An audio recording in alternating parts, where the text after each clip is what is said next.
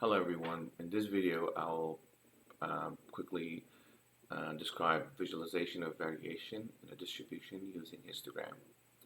As I've mentioned in my previous videos that uh, there are a series of common statistical measures that are used to study and explore variability in a distribution, but it's also important to visualize or plot charts of your variable to look at your distribution at the glance. And histogram is one of the best visualization charts to use for that purpose. Uh, uh, the histograms not only allow you to look at the spread and variability of in a distribution, it also allows you to quickly spot any special features in the distribution, such as outliers, skewness, etc. And it's the same as a bar graph. The only difference is that it represents numerical data with continuous classes. And then let me explain what that is on this paintbrush canvas. Um, as you can see that there are two histogram charts here. One is for Turkey, which has the values scattered across away from the mean, as opposed to Canada, where the values are scattered very close to the mean or average. So the histogram here, as you can see, if when someone looks at these two histograms embedded at one glance, that person can understand, can have a good amount of knowledge about the spread of the data points in that variable before even conducting any statistical study to actually look at the measures and look at the indicators.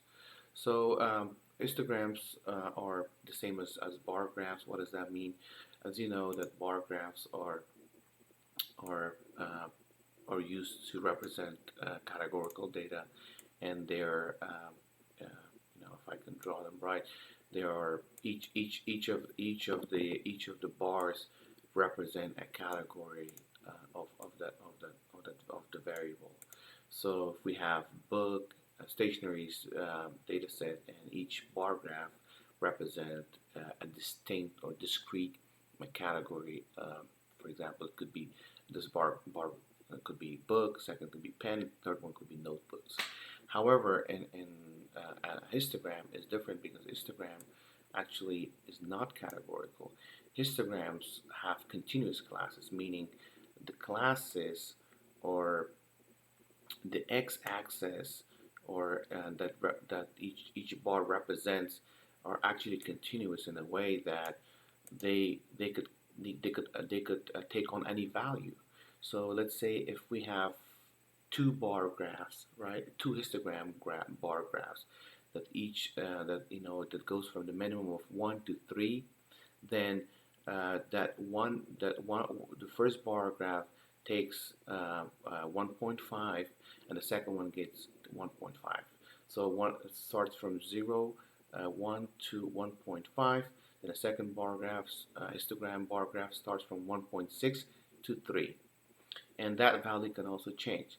So again, histograms they represent, not only they represent numerical data, but the bins or the classes, the intervals are continuous, and that allows the bar graphs to be adjacent to each other, to touch each other, as opposed to the categorical bar graphs or bar graphs, where each distinct category are independent of one another.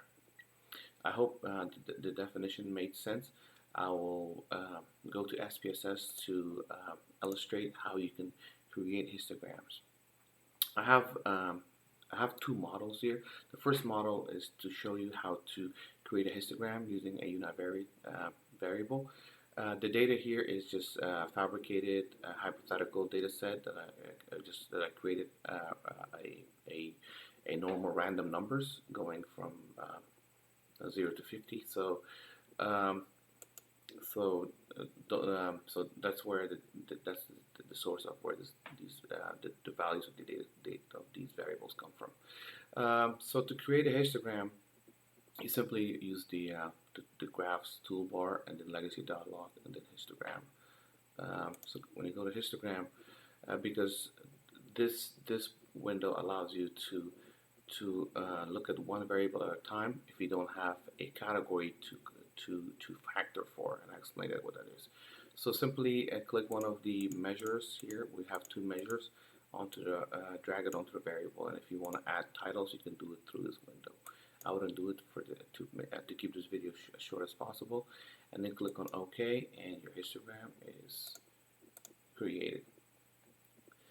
That's one of the ways. Second way is to actually use the chart builder, where you start by looking at the type of chart, and in which case we need the histogram. And once you're in histogram, drag the type of histogram that you would like to draw onto the canvas, and then drag one of the measures onto the x-axis. Something very important is that, and that's what makes histogram different from bar graph, and that's what I mean when I say that histograms represent continuous, or histogram have continuous classes. That means that if something is continuous from a statistical data type, that means that thing can be measured in a lot of ways. And we can apply a lot of statistical measures to them. We can count them. We can look at their percentages. We can look at the cumulative percentages. We can look at values. We can look at the mean, median, modes. We can even look at percentiles, standard deviations, and a wide range of the statistical measures can be applied to them.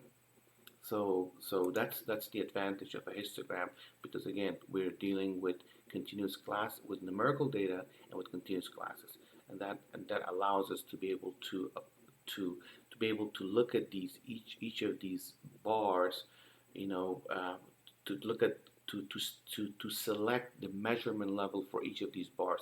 Either we want to look at the count of each of these bars, or either we want to look at the average of them overall, or either we want to look at the cumulative frequency of each one of them. You have a series of options, and you can do it here on the chart builder. And again, chart builder is more comprehensive rather than using the legacy dialog, because it allows you to apply statistical measures to your histogram. If you click on display normal curve, it will just display the curve, the normal curve around your histogram. I wouldn't do it for right now. And then error bar. I will have a separate video on confidence intervals and standard errors and standard deviations. So I'll leave those for right now. And bar style is where you select a type of bar, either I-beam, whisker, or bar. I would just use bar. It's because that's a common type. And then click on OK. Click on apply and then click on OK. So there you go. Our bar, our histogram chart has been populated. So that was the first model. The second model is that I have I broke down the same numerical values into two categories of countries, where country one is Turkey, country two is Canada. So this will allow me to look at two histograms either side by side, or by columns side by side, or by rows, meaning one on top of the other one. So let's do that. You can do that by again using the legacy dialog and the histogram. And once you're here, you put the measure variable onto the variable box here, and then the categorical variable, or the categories, which is in this case country 1 and country 2, and they've already been name coded in the variable view, and there are videos about how to do that.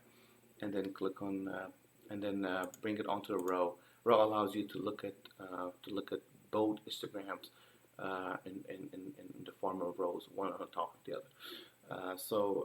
Click on OK.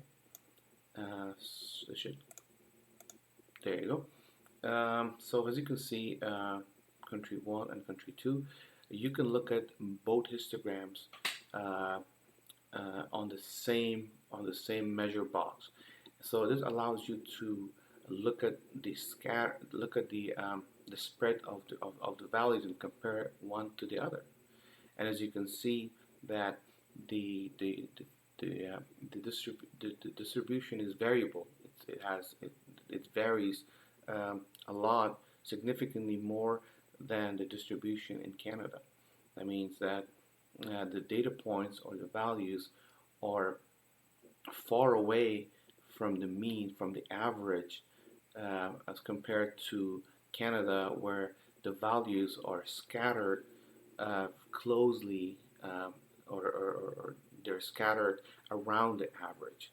So, as I said earlier, that histograms are one of the most effective ways to be able to explore the variability and also the shape and any special feature of your variables distribution at a quick glance. I hope that this video was helpful. Thank you for your time.